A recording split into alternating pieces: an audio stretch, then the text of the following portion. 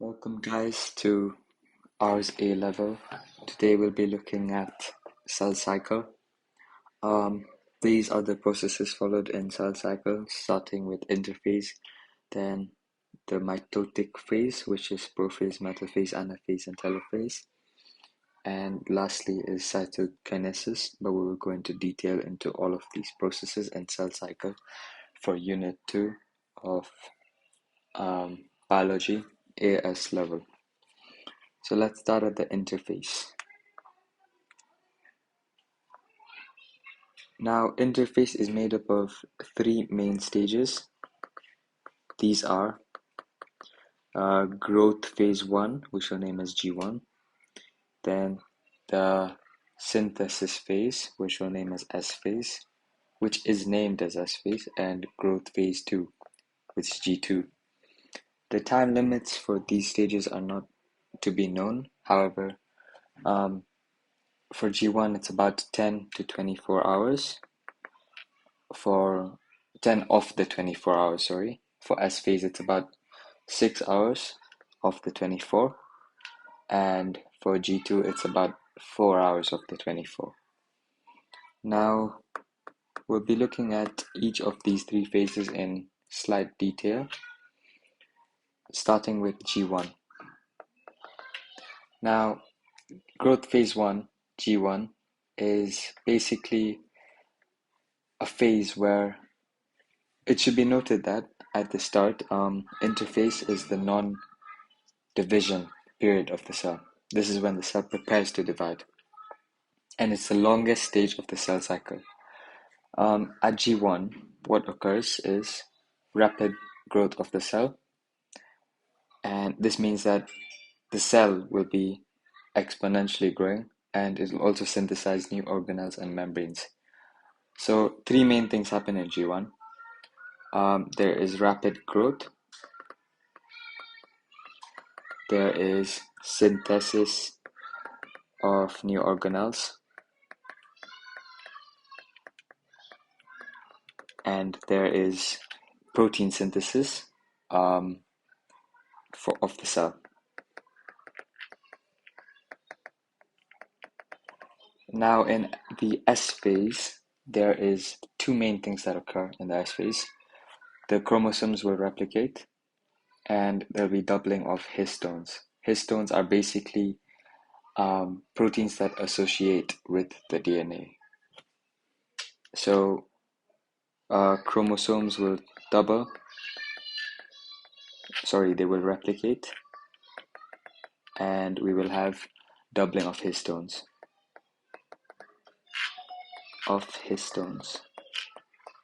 And in the last phase of interphase is G2. In G2, the events of G2 are almost similar to that of G1, as there is rapid growth of the cell again. There is organelles replicating again, example being centrioles. Centrioles are basically two hollow cylinders. We can just draw them here.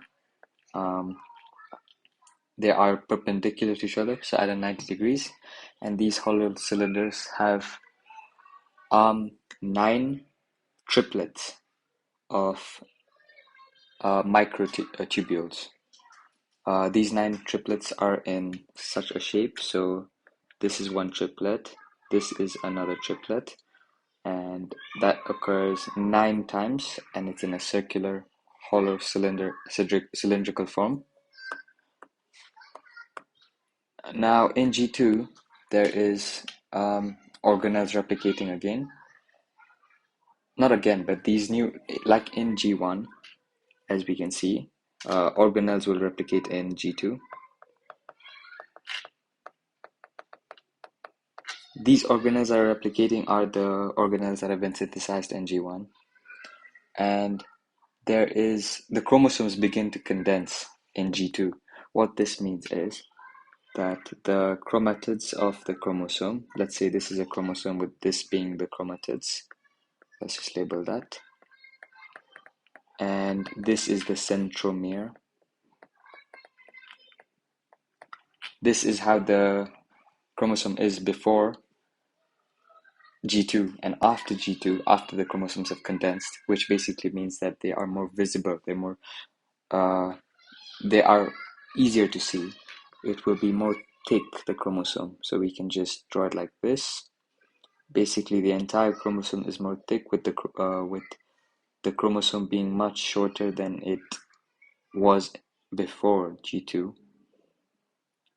As shown here, chromatids have become shorter and thicker, and the centromere has also become more thick.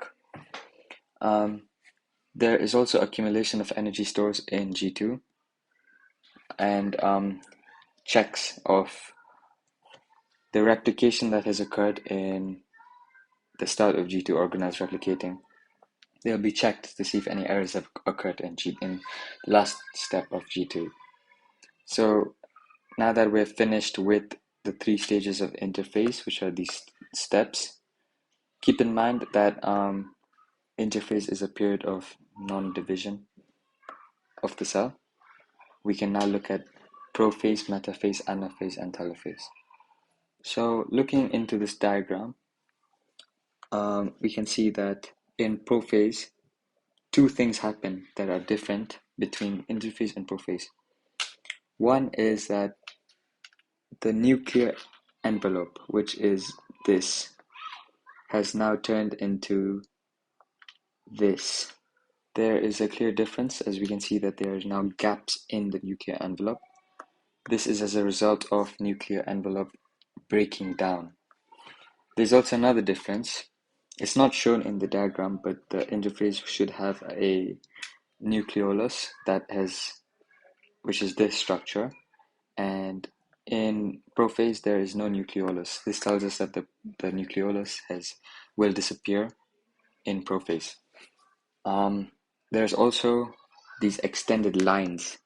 These are the spindle fibers, and as you can see, they're very short in interphase, but in prophase they become much longer. This is due to a result of the spindle fibers, which are the microtubules in centrioles. They begin to form. And there's also movement of the centrioles. Now, this may not look right, but centrioles actually move to opposite ends of the cell. And prophase is basically a stage where the cell is getting even more ready to divide. Now, after prophase is metaphase. Metaphase is a step where now both centrioles have arrived at the opposite ends of the cell. The chromosomes have lined up at the equator of the cell. The equator of the cell is the center region of the cell. They are all lined equally at the center. And over here, we can, sorry, this is, yeah. So in this cell, we can see that. Let's zoom in. Let's zoom into the parts where, actually, let's zoom into this part here. Yeah. So that part is actually, this is the chromatid, and this is the centromere, this dark region that has been drawn here. So the spindle fibers will attach to the centromere. Keep in mind it doesn't attach to the chromatids, rather it attaches to the centromere, and this is for both ends of the spindle fibers. So both spindle fibers from each side, from each of the 2 centrioles, will attach to the centromere. That is metaphase, and after that has happened, anaphase will take place. Anaphase is basically the shortening of the spindle fibers. This is the centromere. This is a larger diagram. These are the chromatids, and spindle fibers will attach to the centromere. And actually what they will do is they will reduce in length, and as the 2 spindle fibers reduce in length, they will pull the chromosome apart. And it's very important to keep in mind, as they pull it apart, they will pull in a way that the centromere now faces the centrioles, which are these regions. We can just draw them here. It's important to know that the centromere, I know in the diagram that I have drawn over here, it's shown that the chromatids are actually facing most right. However, in reality, the centromere is facing the most right when the spindle fibers are shortening. That's what occurs in anaphase, and after anaphase there is the telophase. Telophase is basically a phase where it's the reverse process of prophase. In telophase, there are 5 major things that occur. One is the chromatids will reach each end. So through anaphase, through the shortening of the spindle fibers, as we can see here, spindle fibers are now very short, and this is an extended diagram of telophase. The chromosomes have already reached the ends that they have been in, and actually, this diagram should actually look like this. Telophase, as the diagram suggests, looks like that, but it's a bit more of a later stage of telophase. These are the centrioles. Let's just draw them roughly, 90 degrees to each other. And spindle fibers are now very short, and the chromatids have now reached each end. So this is how the diagram should look. This is the initial stage of telophase, and this diagram is the final stage of telophase. So in telophase, chromatids will appear at the opposite ends of the cell. Spindle fibers begin to disappear. Chromosomes decondense, which if we talked about in interphase, which is basically they become more longer now. So they were decondensed into such a structure. I'm just drawing it roughly. And now they will become long again. Centromere will become thin. The chromatids will become thin. They will be barely seen, and that's basically how chromosomes decondense. The nuclear envelope also, as seen, will reform as an interphase. In prophase, we can see it broke down. The nuclear envelope broke down, but in telophase, it reforms. There's also the nucleoli, the nucleolus reappearing. Sorry, the nucleoli, not the nucleolus. So we could see that the nucleus of this cell during interphase was there, and then during prophase it had disappeared because the nuclear envelope had broken down. But in telophase, 2 new nuclei will appear as this is basically due to cell division. And I know in this diagram there is a small part that's not been shown, that is the sharing of organelles.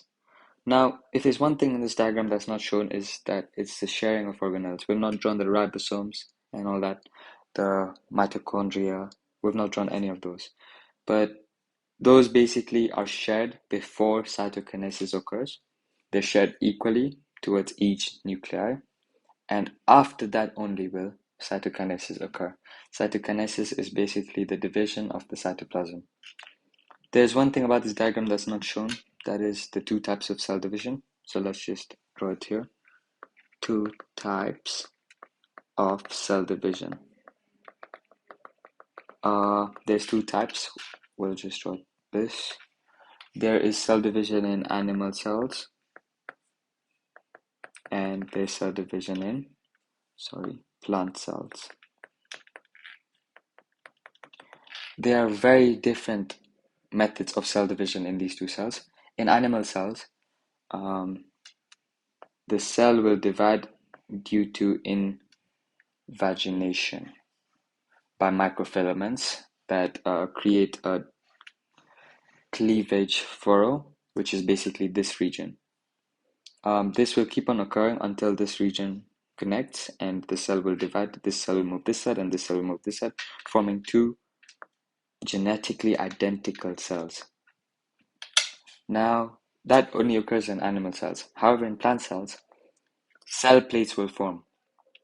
So basically, these are two cells.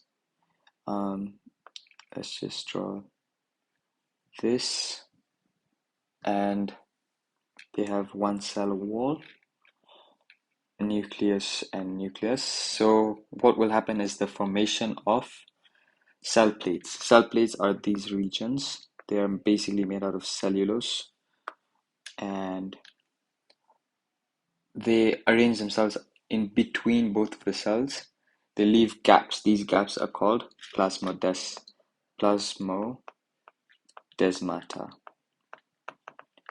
This will be used later in the unit. However, this will form two genetically identical daughter cells. So in animal cells, the two genetically identical daughter cells are separate. In plant cells, they are also separate, but they have a connecting region through the cell plates. And in the cell plates, they have gaps called plasmodesmata. That's basically how cell division happens. And after that, interphase will reoccur. The whole process will begin again to keep on forming new cells. That's how cells divide through a process called cell cycle.